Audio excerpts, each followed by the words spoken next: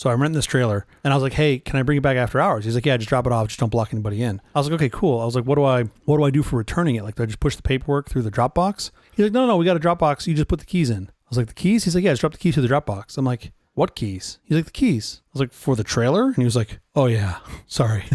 So he kind of laughed at himself. He's like, I do trucks all day, blah, blah, blah. Yeah, sure. As I'm done, I go, hey, do I just bring it back full? And he's like, yeah, just bring it back whatever. Oh, hilarious. You got me. That's what he said. I got the U-Haul guy. All right. Is U-Haul like a rental car? Do they charge, made up numbers, $40 a gallon for gas if you bring it back? I'm sure they do. I'm always amazed returning cars in Hawaii, how much they charge for gas. Sure. If you don't return it full. Yeah. I've never had vodka this expensive. Yeah, good point. What are you charging for? That's really funny. Quiet, please. How long was this aged? This gasoline was aged for 6 years.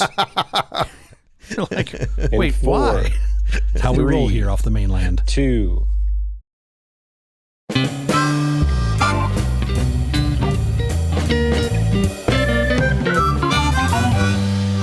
The Awful Company presents a truly terrible podcast. Welcome to Nonsense, episode number 38. I'm Jeff Parker. I'm Stu Little. This is our take on the week's business, tech, and entertainment headlines. This time, we'll look at ransomware in Las Vegas. Then we've got a handful of stories in the national conversation, such as the Google Antitrust trial, reaction to the Apple presentation, Chuck Schumer's private AI summit, and more that we'd wanted to address. The private AI summit doesn't sound like as much fun as you would say, we're having a private skiing summit in Jackson Hole. That would be way more fun. It's Earth, Wind, and Fire Day. Do you remember the 21st night of September? How could I not? Love was changing the minds of pretenders. Is that a lyric in the song? While chasing the clouds away. It's hard for me to be in this place with your voice doing this. It's Earth, Wind, Fire, and Dirt. If they had you in there, I think you'd be the dirt. You'd be dirt. It's also Telegraph Pole Appreciation Day. All right, you're in the United Kingdom. You're making these up now. I wish I were. There's no such thing as Telegraph Pole Appreciation Day. A telegraph pole is the British way of referring to a utility pole. Utility pole is a column or post which is usually made out of wood to support overhead power lines and a variety of other public utilities such as electric cables, fiber optics, cables, and other equipment, transformers, streetlights. For all of you that live under a rock, a utility pole is the thing that comes out of the ground and holds wires. I want it to go away as fast as possible. I think they're so ugly. Yeah, I could see a world where you have like a nice conduit underground. I could see like a world like in the rural areas where you have a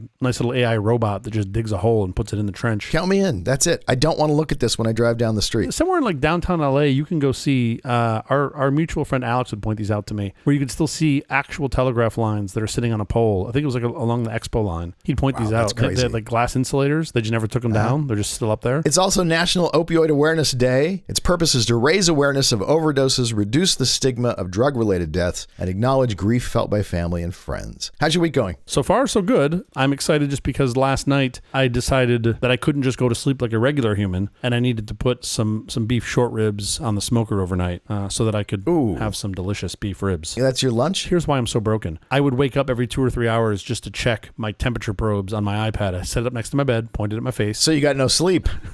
I basically got no sleep. You're going to have ribs. a great lunch, but you're going to be exhausted. It's going to be a great lunch, but man, did I have to earn it. I've been following Freddie Freeman. He's about to break the all-time double record in baseball. He has 56 doubles. That's a lot of doubles. The record is held by Earl Webb of the Boston Red Sox at 67, the most doubles in a season in 1931. Were doubles easier then? Who knows? It was a very different game back then. It's hard to compare the two. The Dodgers have 12 games left in the regular season, and we'll see if Freddie can make it. He's got to average basically a double a game. Yeah, which he could potentially do. I'm not sure he's going to get there. Little errata from last week. Listener Pat O'Neill sent me a link of Apple's current self-repair pricing, and it looks, quite honestly, completely reasonable. 7-day rental for the tools is $49. Screen presses and things are around $250 to buy, so that's fantastic. From our recording studio, I can hear Patrick's head getting bigger since you gave him a little errata. I can hear it's like a Macy's Day float just inflating. Let's get to our headlines. We should. In Spain, dozens of girls are reporting AI-generated nude photos of them being circulated at school. This is terrible. First of all, it's this tiny, tiny town in Spain whose name I won't try to pronounce. Sure. 30,000 residents. So everybody pretty much knows everybody else. There's 5 high schools in the town, and 4 of them have had these nudes of girls created by AI spread around the school. By the time this airs, all 5 will have it. I'm sure by 5. And by next week, all of Spain will have it. It turns out there's a piece of software. Somebody's made an app called Cloth Off. And the slogan for the app is undress anybody with our free service. Undress anybody with our free service? Undress anybody with our free service. They're getting some money somehow. So what's the trade-off on that? Undress undress as a service.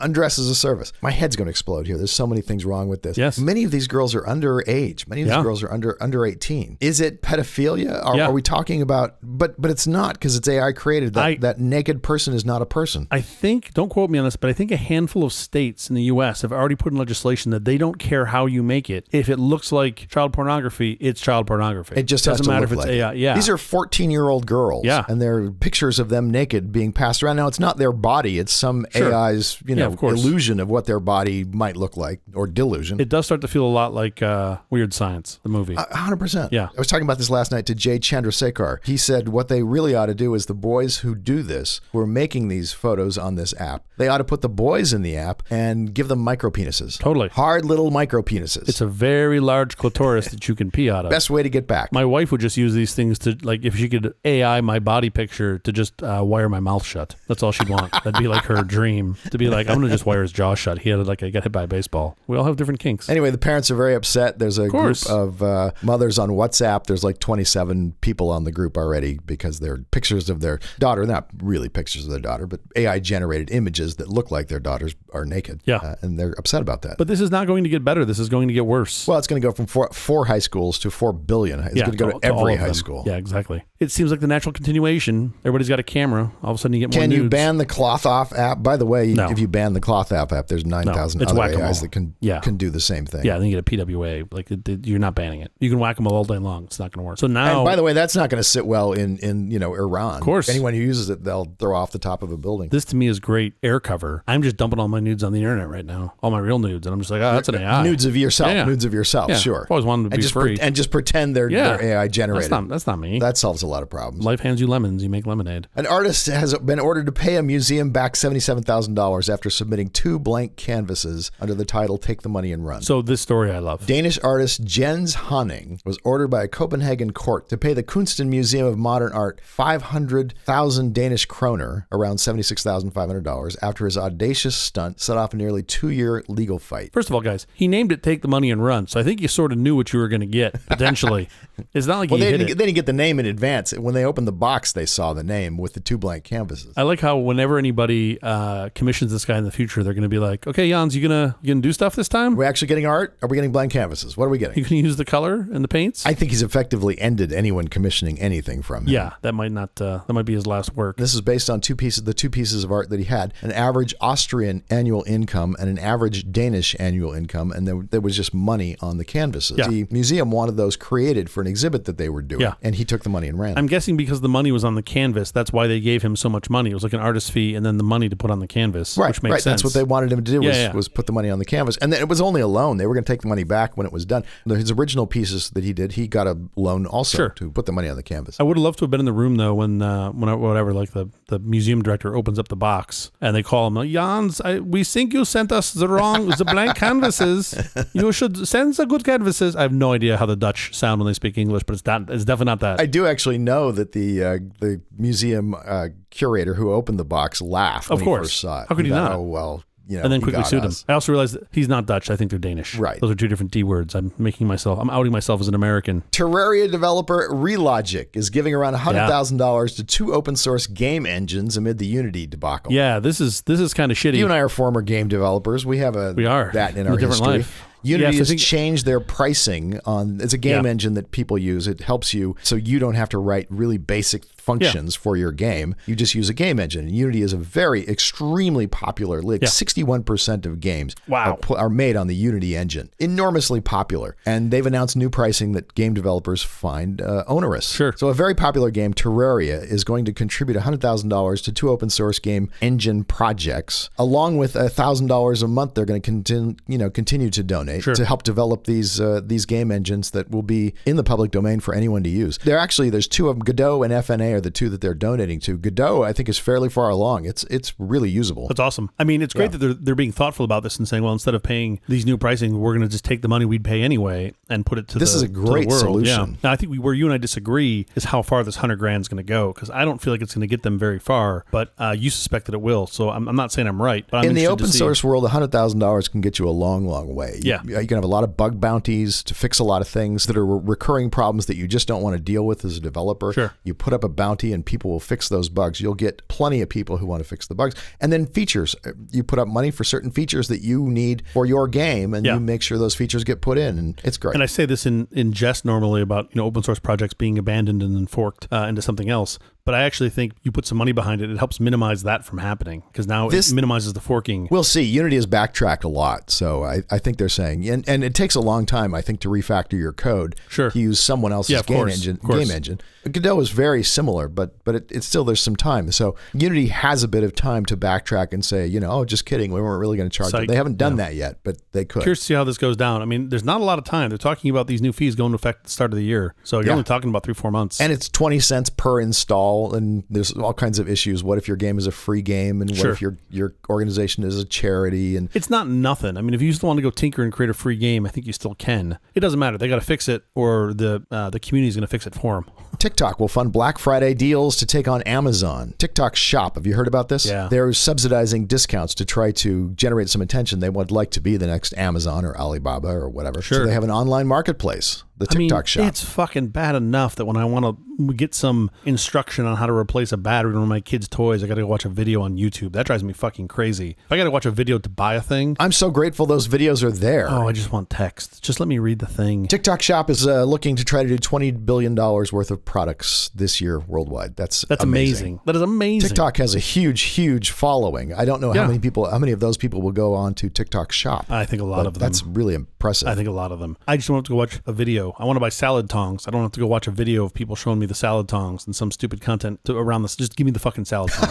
Just add it to the cart. You have to watch their video? I presume. Do you have to learn the salad tongs we're dance? Gonna use the salad tong. Yeah, exactly. You got to learn the salad tongs. You got to learn the salad tongs dance. That's how you and unlock submit yourself doing the salad tongs dance. If you want the before 20% coupon, you have to do the salad tongs dance.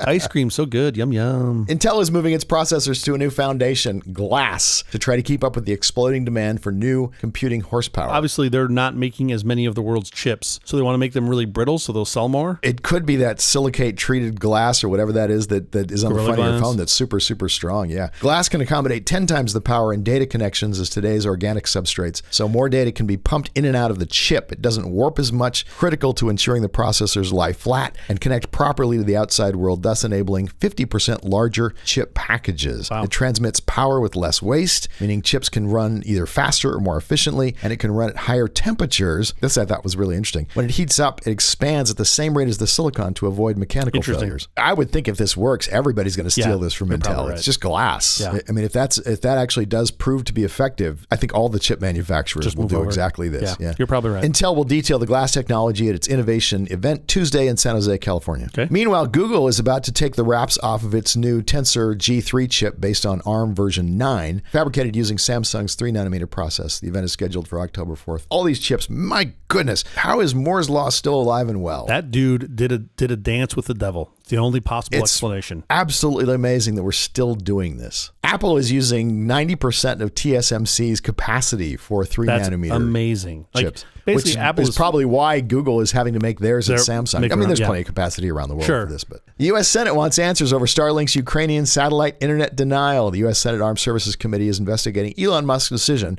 to not extend Starlink's satellite internet coverage to enable a Ukraine attack on a Russian warship near Crimea. The committee is aggressively probing this issue from every angle, said Chairman Jack Reed in a statement, adding that the incident exposed serious national security liability issues. I feel like normal, Musk's PR team is getting this all wrong. They should just be like, you wanted us to provide America's standard internet to Ukraine, and we did. And Spectrum goes down all the fucking time. And just like, sorry, we will visit your port sometime between 7 a.m. and 7 p.m. on the 22nd of September to fix your internet. Okay, enough with the headlines. Up next, CJ is going to talk about ransomware in Las Vegas. One day I'll come up with a happy bit. That's not an unhappy bit. Taking money from Vegas? Yeah, I think it's Ocean's 11. It's such a romantic notion. It is kind of romantic, except that it's a bunch of hackers stealing money. And meanwhile, Betty from Kansas, who saved up for her vacation for months, and she's just trying to get to the buffet at New York, and she's like, God damn it, hackers. All right, let's do it.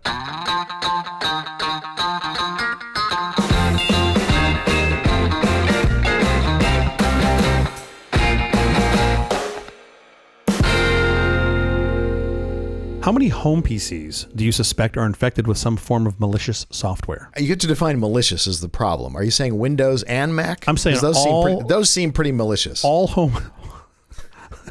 That's funny. Both Mac OS and Windows. Are you including Facebook in this? Are you including people that have Facebook? Which, by the way, define malicious. Yeah, no, you're not wrong. If you just had to put out a wide net for malicious software that generally does evil and not good. Let me make a wild PCs. guess at how many home PCs are there? 600 million, I'm guessing off the top of my head. I have no idea. A good 2/3 of those are infected, or 1/3 of those are infected? It's about a third, right? A third? Is kind of petrifying when you realize there's hundreds of millions of PCs. This is just in the US, right? And about a third of them are infected. So according to the CISA, which is the Cybersecurity and Infrastructure Security Agency, 2/3 of Americans who went online received at least one online scam offer, and nearly half of American adults have had their personal information exposed by cyber criminals. Half. Oh, you're talking about phishing. Well, like email. I'm switching from one to the other. That number's got to be massive. Dude, listen to this. There have been approximately 3.4 billion spam emails sent every day. Oh, I probably get myself just alone. I probably get a billion. About a billion. Yeah, I got to get a billion. Yeah. Now check this out. In Q1 of 2022, over half of all brand phishing emails were LinkedIn. What does that mean? That means that they were spoofing LinkedIn. They were basically sending out an email saying like, "I'm LinkedIn. Click on this thing." And then what's more nuts to me is that by Q4 of 2022, that number dropped to 6%. Which tells me these are very big coordinated attacks where they're just going in and saying, oh, we're going to be LinkedIn this month or whatever. So in 2022, organizations detected nearly 500 million ransomware attacks worldwide. Half a billion ransomware attacks were detected. That's incredible. Right? That is just madness. Now, of course, there's your cost of having a ransomware attack. The cost of implementing one is almost zero, right? Once you built the software, you just go out there and run it. So it's not like there's any cost to this. But the average cost of the breach from a stolen or compromised credential set was about $4.5 million. If you're in healthcare, double that. So so healthcare compromises on average cost over $10 million, which is just I've bonkers. had data taken from UCLA where my health information is, and then I've had credit cards compromised because of that. I bet. Yeah. And they were very apologetic. UCLA was very apologetic, but I did have to get all new numbers. So cyber attacks were up globally 15% in the second quarter of this year compared to the first 3 months. That is an insane curve, right? Just going through the roof. And while there are all sorts of cyber attacks, to me, there are varying levels of scary, right? To me personally, like you've got phishing and spoofing and general extortion, overpayment, non-payments. Yeah. Those are out there. This is not the most concerning cyber attack to me. The most concerning cyber attack of the past, several years has been ransomware. This is a deep and dark rabbit hole. For our listeners that don't know, ransomware is a type of malware that blocks access to a computer system or files until a ransom is paid, right? It literally it buckets it all up and says, you can't have this back until you pay me some money. Typically, it encrypts the files or threatens to erase files or just blocks access. That's typically the ransomware pattern. The attacker then demands a ransom in exchange for the decryption key, and that demand often comes with some deadline, right? Some self-imposed deadline that they put on it. And this will cause disruptions in operations, potentially loss of critical information. And it can be difficult to identify because the malware is designed to remain undetected. So basically it runs in the background. You might, if you're super astute, you might see a CPU spike or something like that. But typically it encrypts everything, and then one day it flips a switch and it's game over. And the most gnarly of these are when they encrypt your entire system. And those are they're called cryptoviral extortion. And a properly implemented cryptoviral extortion attack, recovering the files without the decryption key, is technically an intractable problem. You can't do it. You can't brute force the answer. And the way, for our more nerdy listeners, the way this is done is they typically create a symmetric key locally to encrypt everything. They then encrypt the symmetric key with the public key of the attacker, and then just send that to some endpoint somewhere, in the cloud or whatever, and then they zero out the local symmetric key. So it's gone. There is no amount of introspection that's going to get it back for you on that machine. Sure. There have been plenty of high-profile ransomware attacks in the past, and you had just mentioned one, right? The UK National Health Service in 2017. That was almost like $100 million they estimate was sort of lost in that. Well, it's unclear if they paid it. I do not believe they paid on that one. That was fallout from WannaCry. Fortunately, it believes that there's a report that said there were no deaths directly related to that attack, but that is really the shit you think about. Sure. In general, as an aside, WannaCry caused an estimated loss of $4 billion globally. Wow. and it used that Eternal Blue exploit in Windows PCs, and that was like 2017 time. As an aside, and I definitely want to talk about this. I think we've mentioned on the show before, but the way WannaCry was halted is an absolutely crazy story. Do you know this? Do you know how WannaCry was halted? No. A security researcher got a hold of it right as it was beginning to propagate, like early days of WannaCry. And he started looking at the code and realized that there was a kill switch. And the kill switch required the registration of a domain. That domain had not been registered by the attackers. So he immediately registered it and put it live. And if it was live, WannaCry sat dormant. So he put this page up, which basically halted WannaCry in its tracks. What a crazy thing to include in your ransomware. Well, a lot of these will put kill switches on them, right? So you can stop them. But you buy the goddamn domain, right? So you actually own it. So then what happened was, of course, the folks that put out WannaCry and presumably other black hats said, oh, fuck this. And they tried to do a DDoS attack on that site. Now, this site was literally holding the fucking internet together. Like it was keeping machines online. So everyone got involved on the white hat side. I think at one point Cloudflare. Yeah, I was going to say Cloudflare. Cloudflare was like, we got you. And Cloudflare was hosting it to keep the internet alive, right? Now, the average user doesn't know this shit's happening. But behind the scenes. Explain to people what Cloudflare does to keep things up and running. So Cloudflare is pretty impressive, right? And they manage a whole bunch of edge servers. And they have an excellent solution for looking for denial of service attacks and making sure that you're not too many computers spoofing. bombarding the same server at the same moment. So they can deploy like images and resources to what's called the edge or their edge, which gets you closer, so you have less latency to your end users, but also has the benefit of not letting one machine or a small set of machines or infrastructure crater when you get a ton of traffic. And Cloudflare did a huge favor to all of the internet and all of us that use the internet, which I think is all of us, that day or for that time period. Anyway, crazy story. I want to talk about it deeper in a future episode. Going back to just general ransomwares, there was the Colonial Pipeline in 2021. If you remember that one, they paid $4.5 million within hours of the attack. The DOJ was able to get about $2.3 million of that back about a month later, but still $2 million gone. It's not great. You're not helping the world when you pay the ransom. That's really where we're going to get to in this story is like, you don't, I get it. You're an operator, you're a shareholder, you got shareholders, staring at you. You want to do the most expedient thing you possible. Want to get back running, right? But the greater good on this is to not pay these guys, because if you don't pay them, they stop doing it. But that's tough. The Costa Rican government last year, they refused to pay what I think was like, they were asking like $30 million a day. And that resulted in a 670 gigabyte leak of a bunch of their information. Kronos, also in 2021, that attack exposed employee data for many of the company's enterprise clients, right? That was a real nasty one. But just because you pay the ransom, they still have your data. They still potentially have a copy of your data, and they can still release your data months later. Well, yes, technically, but in reality, no. You're thinking hackers generally are ethical people. Well, it's business. If you release that, if they release that data later, now they know future ransoms are going to be harder to get because they're going to go, well, fuck, you're just going to release it anyway. So it's really interesting. You end up in this place where there's like this handshake that happens.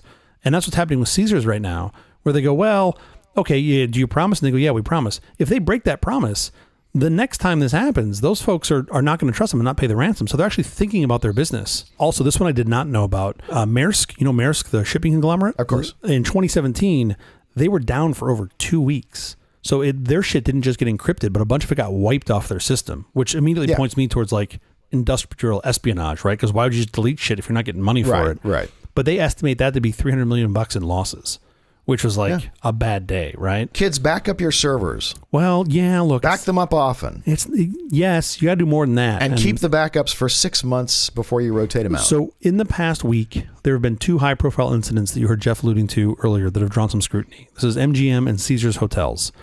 MGM customers were reporting sporadic key card issues in the company's hotels. Slot machines have been going Couldn't dark. Open their doors to their rooms. ATMs are out of order and just other general difficulties staying at properties, right? Slot machines cashing out their winnings. That were shut down. Terrible. Both companies, both MGM and Caesars, appear to have been targeted by known ransomware as a service groups, which I love that they're now branded ransomware as a service. I know, that's such a great phrase. Such a great slamming of words together. I wouldn't want to pay for ransomware as just a piece of software. I like it as a service. I like it as a service. I like to pay for it over time. I just want to get I'll just pay you 10% of whatever it gets. Sure. So after Bloomberg broke the news last week about the Caesars breach, The Journal reported the following day that Caesars had paid roughly half of the $30 million its attackers demanded in exchange for a promise that they wouldn't release stolen customer data. The Black Hat ransomware group claims that they'd infiltrated MGM's infrastructure and encrypted more than 100 ESXi hypervisors after the company took down their internal infrastructure. So that is 100 virtual machines that they have encrypted and are basically sitting there not running. Despite shutting down the synchronization Okta servers, so this is what MGM is using for access synchronization, the hackers continue to be present on their network, and Black Hat says in their statement that that they still have super admin privileges on both the Okta environment and the company's Azure tenant, which is like, first of all, for them to say that, they've got more than that because you wouldn't just say what you've got access to. Sure. Now, this same Change your passwords. This same group denied involvement in the Caesars hack. I do think it's really interesting that these both happened, to these casinos at such large scale within such similar time. But I believe them. They say that they weren't involved in the other hack because why would they lie? Yeah. While both are significant, experts emphasize that the fallout from this pair of prominent hacks fits into a broader context of ransomware attacks as this ubiquitous and unrelenting threat. Right? It ain't going anywhere. Now, here's what's super interesting. The preferred tactic for both of these ransom gangs is to use social engineering to gain access to the company's IT systems. That's how they get in. Black Hat bragged that it took them 10 minutes to infiltrate MGM systems after identifying an MGM tech employee on LinkedIn and then calling the company support desk, right? So they went on LinkedIn, they put in MGM, they found some poor slob that was like, whatever. Hi, this is Bob McJohnson. I've forgotten my password to get in for the super admin. Can you give it to me? Yeah. Can you just hand that over to me? You just look that up? And they did? I mean, that's just crazy. So Scattered Spider, the guys that we believe are behind the Caesars ransomware attack, they gained entry to Caesars systems by deceiving an employee at a third-party vendor. Those ones are even more scary to me, right? Like because now you're outside of your security perimeter, sort of. Right. So it's why you need layers of security. But this is the thing that, I've certainly been across for 25 plus years. These companies are spending sometimes hundreds of millions of dollars on preventative care, detection care, protection care, endpoint detection, all this shit. But at the end of the day, the simplest unsophisticated way is how threat actors are getting in is just click on this and type in your credentials, right? It's like, it's just these random attacks. And this practice is as old as time. Never click on any email and enter your credentials. Oh, for sure. Just never click on any email. Just start with that. Unless you specifically are going to a web page yourself. Sure. Don't enter your credentials. But I got to say, some of these are really good. Like I get some phishing emails that I look at and I'm like, they've sort of disguised the URL. And to a layperson that doesn't understand, the intricacies of the internet. How URLs work. And right? Because it'll be like facebook.mail.something.co. And you're like, okay, they made some attempt at trying to hide this, and seeing if it works. So this practice of social engineering, I just wanted to highlight this, is as old as time. And as long as there has been coveted information, there have been people seeking to exploit it. The term, do you know when the term was first used? Do you know how old this is? No. When was that first used? I assumed it was like, the 60s, like the technology infrastructure. Oh, I didn't even think it was that old. Well, we're both going to have to eat our shoe. The term was first used by Dutch industrialist J.C. van Marken in 1894. Oh, wow. Isn't that nuts? He suggested that specialists were needed to attend to human challenges in addition to technical ones. And then, and this is even more crazy, in 1911, Edward Earp wrote that social engineer is a way to encourage people to handle social relations similarly to how they approach machineries. He said machineries because it was 1911. Yeah, sure, of course. This is over 100 years old, right? And as a quick aside that I think most of our listeners will appreciate, you see a lot of names that get thrown around when it comes to social engineering, right?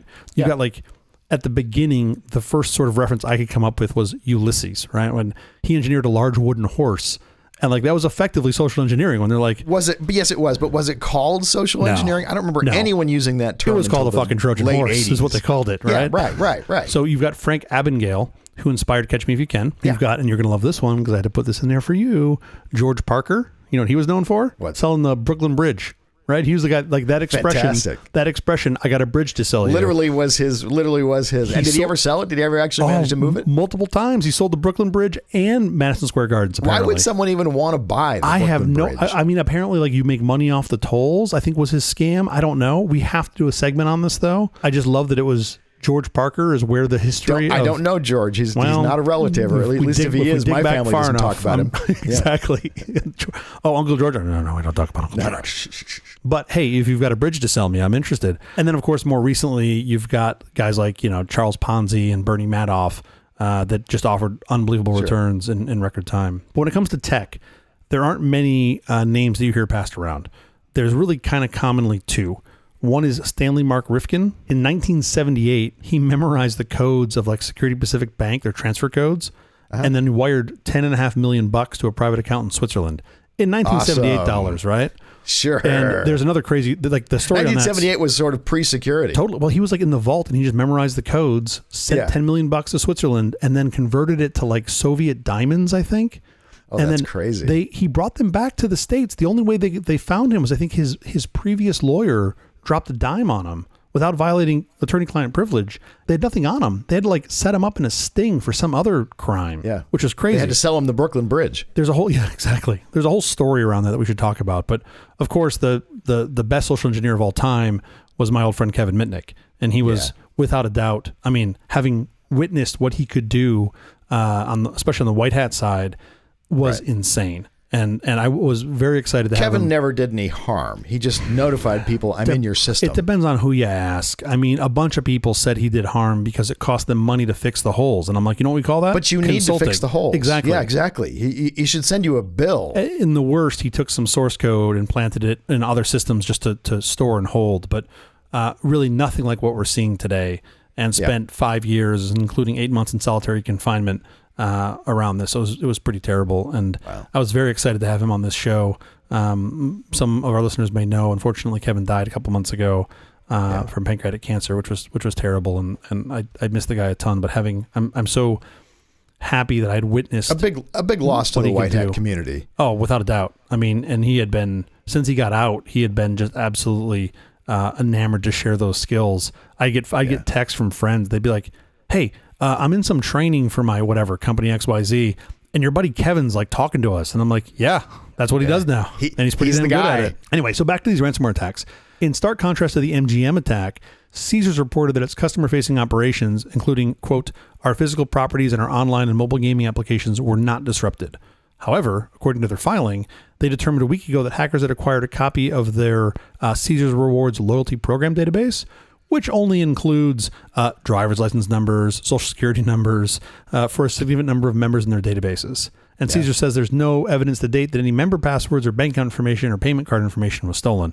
Oh, good. So they didn't get your bank account. They just got your driver's license and your SSN, right? And like, by the way, if I were a customer of Caesar's, I would immediately go and change all of my banking. If I used a credit card at Caesar's, I would take that and immediately get new digits for it. You're right, but you'd be doing that every 3 months. Like, this is constantly happening. In the end, Caesar's decided it was better to pay up. And they said, and I love this, quote, we have taken steps to ensure that the stolen data is deleted by the unauthorized actor, although we cannot guarantee this result. Of course you can't guarantee it. The SEC, right? Well, as I mentioned earlier, it's highly unlikely that Scattered Spider would break its word and release this data because they want to keep their reputation, right? Otherwise, people aren't going to pay them. As of our record time on this, MGM has opted to not pay the ransom, and they appear instead to be fighting the good fight. And I applaud this, and I wish that entire team the best of success. I am glad I'm not in that room because they have had a conference bridge open for probably a week and a half, and it has been a lot of hard hours. Now, this isn't new, and it ain't going away. And that's sort of what I was hoping to get out of this segment, is to let people know, like, this is a thing, especially with casinos, because they've long been a target for attackers because they make a lot of money, they hold a lot of valuable customer data, and they historically have not been very well secured, which is bonkers to me, but we'll just set that aside. It also doesn't help when you make a bunch of movies about knocking off casinos, right? I feel like every 5 years. Ocean's 11. You think everything is super secure like Ocean's 11. Oceans 1 through 15. How many of those did they make? They're still making them, I think, right? And even in like 2019, MGM had a breach where they had something like 10.6 million hotel customers data stolen. Like, it was a lot. Yeah. And there aren't really good repercussions for this. They're just like, oh, your data stolen. Like, all right, maybe they get a fine for a couple million bucks. Getting your customer data stolen, I don't think is nearly as motivating as getting all of your data locked up. Sure. Of course. Well, look, the GDPR is trying to change that. The GDPR fines are insane. Like, they're written in law is some cap that is like a percentage of top line for the year. It's like yes, 4%. They mean business. Which is great. They're just like, look, Yeah. if we want to swing a hammer, we'll fucking swing a hammer. Don't do this. And, Yeah. and guess what? For the most part, people take GDPR pretty seriously because of that. Because you have to. So the same gang, Black Cat, has targeted healthcare organizations and other critical institutions that hold sensitive data. They've even been known to release samples of stolen data, like intimate and graphic medical photos, in an attempt to pressure targets into paying their ransom. So they know how to strike a nerve. And in general, I know it's easy to prescribe and much, much harder to follow, but I believe you need to resist paying these ransoms, right? Like you're just perpetuating the problem. Instead, force budget for your proactive defense. That's a hard thing to do. But if you do the math on the cost for the necessary security and redundancy and compare that to what your downtime would cost, just multiply that by the odds of it happening. And I'm pretty sure there's a gap in those numbers. And you go, well, look, if there's a 5% chance of this happening and our outage is going to be $30 million, I'm asking for a couple $1 million to fix it. You fucking fix it, right? I mean, I think it's a compelling argument to your board, and I would hope that they would be responding to it. Otherwise, at least now you've got some CYA. Like, hey, remember that thing I pitched you? You told me we couldn't do? Yeah, right. Yeah, now we're fucked. So don't go yelling at me. But as Jeff mentioned earlier, you want to keep healthy backups and redundant systems. You want to maintain best practice security, so two-factor everywhere. Provide your employees and staff with not only technical training, but the softer skill training to help prevent these social engineering attacks, because that is a real thing. We are human. We like to trust people. You can do a couple basic things that will greatly reduce your odds of being attacked. And also, I wanted to mention this too, because I think this gets lost in the shuffle a lot for folks that are thinking about this. Hold your contractors and vendors to the same level of compliance and diligence that you hold yourself to. Yeah. Caesar's, ultimately, at the end of the day, they probably were doing everything quote unquote right. One of their vendors is how people ended up getting in, right? The vendor's just like, oh yeah, all our passwords are on the best colored Post-its ever underneath the, well, that probably would have been better, right? That would have been better if they were on Post-its underneath the keyboards. That probably would have been a better solution. Maybe I should go consult for Caesar's. Okay, so in the end, I felt that this quote from Wendy Whitmore, she's a senior VP of Threat Intelligence Group Unit 42 at the cybersecurity firm Palo Alto Networks. She provided the best advice, and I love this quote. She said, if there's any silver lining to these types of cases, it could be that they garner attention that helps more organizations learn lessons proactively by studying these cases and closing potential gaps in their environments, so the same attacks are less successful in the future. Like, learn from this shit, people. Don't leave MySQL on a fucking open port to the internet. Don't do it, right? Like, it's bad. That's how a bunch of people have stepped on these landmines. You don't have to step on the same ones. Fascinated by this story. MGM seems to be getting out of the mix, or out of the thick of it, but they do seem to be doing. I mean, obviously they didn't do everything right up until they got hacked, but they do seem to be doing most of the things right now. Okay, up next, Jeff's going to talk about the countless untimely news stories that we've missed over the months, and that's probably a lot. I just want one episode out of Elon, just one. Count me in for that. He's the AI of fall for us, apparently. All right, let's go.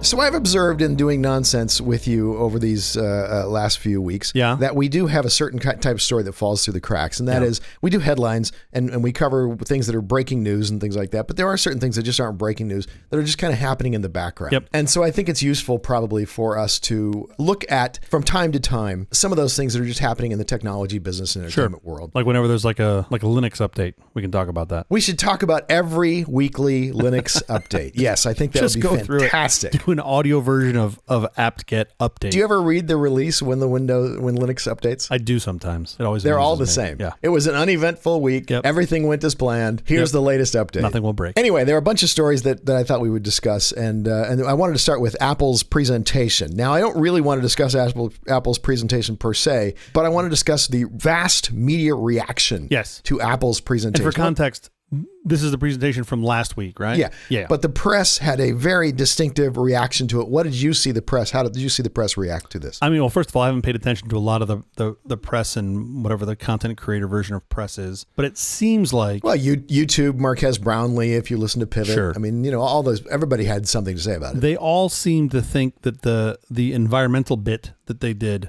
was terrible and that it was too long Right. and terrible. Right. I heard that as well. Octavia Spencer as Mother Nature. Yes. Now, I had 180-degree opposite reaction to it. Me too. I thought it was great. Maybe Me too. a touch long in the tooth, but not too long. I don't care. I like what they were saying, and I was fine with the way they were saying it. I have seen 100 of those industrial type presentations at shareholder meetings and things like that, and that one was just fine. Exactly. Well, there are a couple things. First of all, how do you make sustainability interesting and not have it just be a sheet of beige paint over everything? I thought they did great. I thought Octavia Spencer was fantastic. I thought the executives were fine. But I thought Tim kind of stole the show because I love the open of that. And I should have watched it again. I know we're going to talk about it today. But the open of it was Tim like mumbling to himself. And I was like, what the hell is happening here? Welcome to Apple. Welcome to Apple. Hi, I'm Tim. She should be here any minute. How is the weather coming in? Hi, I'm Tim. What is going on? He's stammering because he's talking to Mother Nature. He's talking to Mother Nature. And you're like, well, you're Tim Cook. Like, you run a $27 trillion company, whatever the hell it's worth now. So, like, no one is going to be wondering what your name is. And you're like, oh, Mother Nature. Oh, I see. Mother Nature, of course. I got you. I understand. Anyway, I thought it was excellent. And more importantly, I think what they're doing, that they were illustrating was excellent. Huge applause to Apple for the whole thing. I mean, using 100% recyclable materials on most of those things was extremely impressive to me, right? Like, they're like, we're going to reuse You've won my heart. How do you do that? But the one that really blew my mind was I think it's the Sport Loop band has 82% recycled yarn. That's got to be a really hard material to work with, like old yarn. That's impressive to me. Absolutely no idea. I don't even know where you get old yarn. Do you get it from old women who don't finish quite making the blankets? Well, first of all, they're not old. Okay, some of those women are plenty. Apple has a new program where they just go get yarn. They steal yarn from people who are crocheting. Yeah. And they make watch bands out of it. Moving on with the Apple presentation. Yeah. I don't know what else you liked or didn't like. What else USB-C, you thought? we knew that was coming. There was an awful lot of discussion about USB-C being the big thing. And I think it actually is a big improvement. It is. They needed to do it. Obviously, I think it helped that they had some air cover from the EU by being like, well, look, we had to do this. And I know people are grumpy about their lightning cables. They didn't even really use it. Here's the thing. Lightning cables, especially if you use it often, like the one in your car, any cable in your car has a life expectancy. They all break at some point. USB-C is definitely, I think, better. Although they're charging you $19 for a USB 2 cable. Well, yeah. I was kind of surprised that two of the phones, the 15 and the 15 Plus, are both using USB 2, which is like slow. It's just that would be miserable. It's just a power cable. And to be fair, most people aren't. It's more than a power cable because you are going to pull data off of it if you're shooting video. Oh yeah, if you're shooting 99% of ProRes video. Of course, that's the 1%. Getting that off of the phone is really hard unless you have some faster way to do it. That's like less than 1% of iPhone users. The Pro and the Pro Max both have USB 3, but the cord that comes with it's still USB 2. And by the way, 3. What's 3? My phone is like 4 years old and I have USB 3.1. It's still twice as fast as USB 3. Well, Apple hasn't even invented that yet. Oh, okay. How are you using that? Are you from the future? By the way, you saw Intel came out with Thunderbolt 5. Yeah. That's really cool. It's incredible to me. They're just like 40 gigabit? No, that's not Here's fast 80 enough. gigabit and also more importantly, 250 watts you can pull down that cord. Yeah. Okay, look, there's a certain number where I start to get a little concerned about how much power is on it, and 250 watts is getting pretty close to that because that's a lot of juice.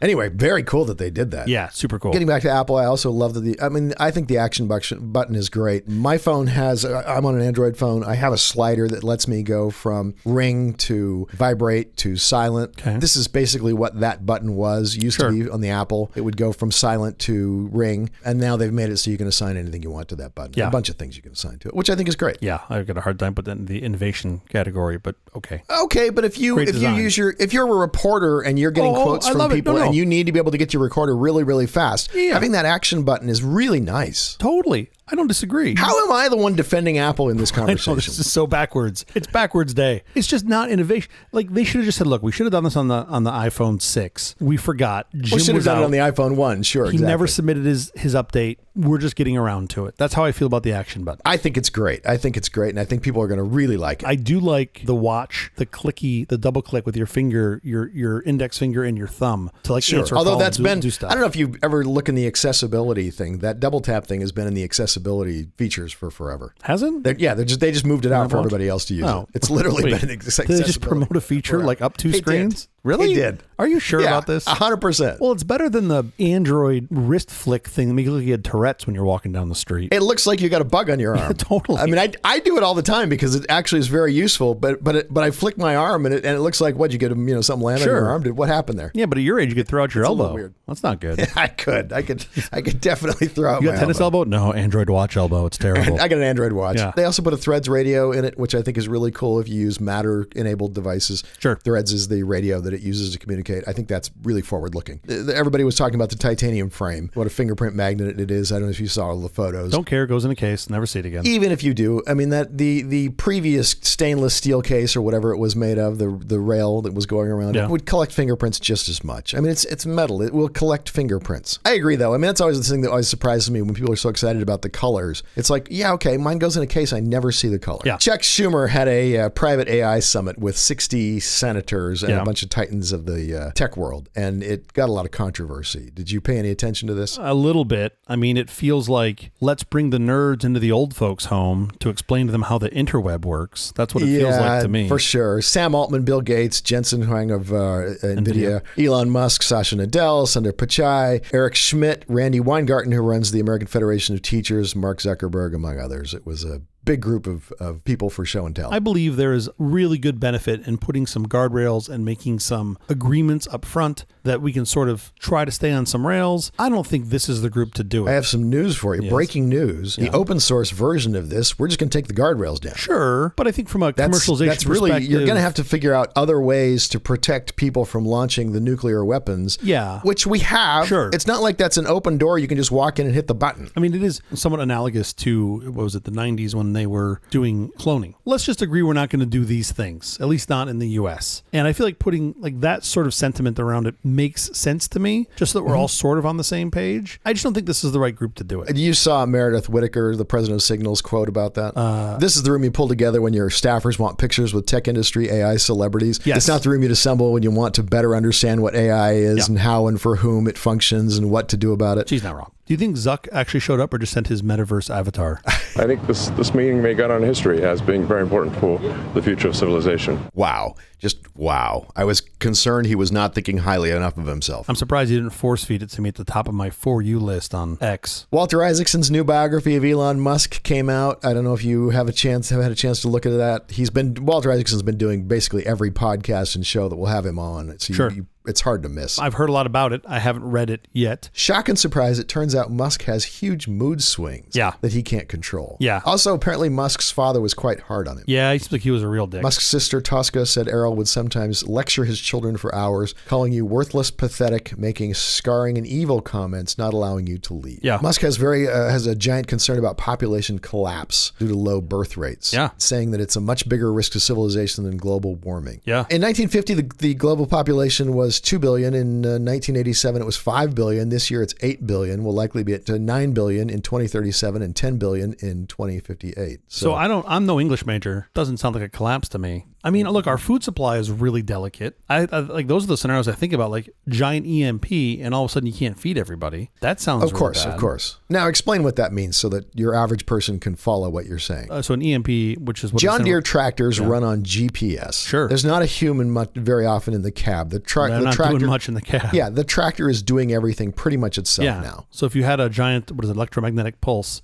that took out all electronics, the guy in the cab couldn't play Candy Crush anymore, which means then you couldn't get your corn. I think a lot of times there's not even anyone in the cab. Is that true? Yeah. The tractor is just doing its work for us. This is a total aside, but I do hope when they finally get the self-driving really working, that they still can enable like a Los Angeles driver mode that just waits until 10 feet before the exit and cuts across 3 lanes. Like I don't want to I'm lose sure the we'll charm. have that. I want to have that still. And all the other robo-taxis will lay on their horns and flip them off. There's like a little hands robotic will appear. arm that comes little out. robotic hands will appear and flip them off. That fucking guy's code base is terrible. That fucking New York code base over there is terrible. Isaacson, as he concludes the book, toward the end of the book, says, could you get the rockets to orbit or the transition to electric vehicles without accepting all aspects of him, hinged or unhinged? And the answer is, yes, you could, just as you could get great comedy without putting up with drugging women and raping them. Sure. Or fun music without putting up with sexual molestation of children. Well, in no case does one excuse the other. Yeah, of course. Anti-Semitism and misogyny, no, just no. If only there was a way to put him back on guardrails. How would you do that? I don't know. Apparently the ketamine's not working, so I'm out of options. That was where you started. That was my list. We didn't discuss the Google antitrust trial. And I thought we should talk about that. Google is being sued by the Department of Justice because they have something like a 90% rate of search. I mean, 90% of search is happening through Google's search engine. Or as I like to say, they've done a really good job. That's not including Spotify. That's not including if you're searching, for songs on Spotify. It's not including Amazon if you're searching for goods. It's just the raw internet search. Yes. Yep. And Google's argument is we do it really well. Yeah, we're really good at this. Except they are spending, whatever it is, between $15 and $20 billion so they can be the default search engine on Safari. Sure. That's got to be 5 or 7% of Apple's annual revenues. But then, they're paying to be on other browsers as the default. I mean, they're paying for the development of Mozilla's Firefox by giving them a check so that they can be the default search engine. Seems like a good thing to me. Like, let's just zoom in on the Apple one. So if you're pissed off that Google can afford to pay Apple $20 billion a year to be the default, it's not that they can afford it. It gives them an advantage that other search companies don't have. But who are you grumpy at? Google or Apple? Because I really think you're grumpy at Apple. You should say, okay, well, you know what? Don't just sell it to one. We need you to sell it to at least 3 providers or something, right? Like round robin. There is a little bit of truth to this because they are the default search engine and people don't tend to change their default search engine. They're getting more data about what people want when they search. And so they are able to improve their product in ways that other people can't. If you're saying people don't change the default search engine, of course they don't. Why not? Because Google's pretty good. I switched mine to DuckDuckGo simply because it's a little more private. Exactly. And I like that, and it's easy enough for me to switch, but most of the world's never going to do that. Yeah. Anyway, we have to get out of here, but quickly before we do, have you seen or read anything good this last week? Oh, yes. What'd you see? I read it. It should be super popular, but definitely controversial. It was a piece in the Rolling Stone about CTEs. The title of it was The Lost Children of Football Concussion. Oh, okay. So this is about football, especially for kids, and the traumatic effects that it's had on children that have gotten concussions from playing football. Everybody talks about it in relation to NFL players. No, it's anyone who's playing football. And by the way, other sports too. There's certain other sports too. Well, your brain is in a liquid floating around as you move around and smash into the sides of your skull. And smash it. You're right. Yeah. You are causing that brain to smash into. And the this is side something of your we've been skull. talking about a lot, my wife and I, for the kids. Yes, you can get a concussion getting out of your chair, of course. It's the repeated thing that is so that's the what they say in this article, is that it's actually the cumulative effect. So having a billion little tiny, head traumas is worse than having one big one, which was really kind of fascinating. I didn't know that. It's the cumulative effect. Bigger than one big one. Wow. Well, I'm using relative terms here. It depends on how big, right? So any sport, and I want my kids to be able to play sports. I don't want them to play sports that have to use their head as part of the fucking apparatus for the sport. So to me, that's like football and soccer, just out. Both of those, and especially football. My kid plays basketball. He would play for 2 hours, 3 hours every day if he were allowed. Yeah. There's an enormous amount of body contact. I mean, you don't think about it, but he is crashing bodies constantly. So anyway, fantastic article. It's in Rolling Stone. It's called The Lost Children of Football. I'd strongly recommend that anybody read it because it's pretty informative. Mine's an article too this week. Ronan Farrow's New Yorker piece, Elon Musk's Shadow Rule. Oh, yeah. It's about Elon Musk and what he's been able to decide unilaterally about what happens in foreign policy. I read that a while ago. It's an excellent piece. Piece. I just got to it, and the only reason I got to it because I got this stupid book gifted to me, and so I read the book and I needed some sort of eye wash, and so I went and looked at Ronan Farrow's piece. Is that the eye wash? It's a great piece of reportage. Is another Elon Musk story? Yes, but in this case, it's I think more realistic. It's not like excusing Elon Musk for the good things that he's done. Excusing the bad. What's things. your go-to eye wash when you just need some eye bleach? Where do you go? I like the New Yorker. I really like the New Yorker. New Yorker's great. New Yorker and the Atlantic both have some amazing writing. So good. No, but I mean, like your eye reset. Like you just read through a bunch of shit. You just need to reset your brain, get back to your happy place. That's what I mean by eye bleach. Where, like, what's? Go to the Nosh and I'll have a little breakfast. I go to the Nosh. That's great. You just get out someplace the best else. Answer. There's a lovely subreddit called Eye Bleach that has just like a bunch of cute memes in it that I'll go to every now and again. It's like you'd love it. It's like kittens like laying in funny positions. Like it's just like I would love that. I'm not a big social media guy. I don't do much. Well, you can lurk in the way of like just mindless subreddit and not be a social media. Yeah. Ronan Farrow's New Yorker piece, Elon Musk's Shadow Rule. It's a great piece of reportage, beautifully told, shocking, so worth the time to read. You can read it for free online at NewYorker.com. We'll put the link in the show notes. That is spectacular. I do recommend everybody read that because it is an excellent, excellent piece. That is the episode. Thank you for joining us for All This Nonsense, a truly terrible podcast from The Awful Company. Visit us on the web at nonsense.productions. I'm CJ Little. I'm Jeff Parker. If you like this program, follow, download, subscribe, and like at Apple, Google Podcasts, Amazon Music, iHeartRadio, Spotify, our favorite Overcast, or wherever you get your podcast from. Podcastindex.org. Special thanks to our floor director, Jay Farina. Oh, thanks, Jay. We'll be here every Thursday morning for more nonsense. Please join us.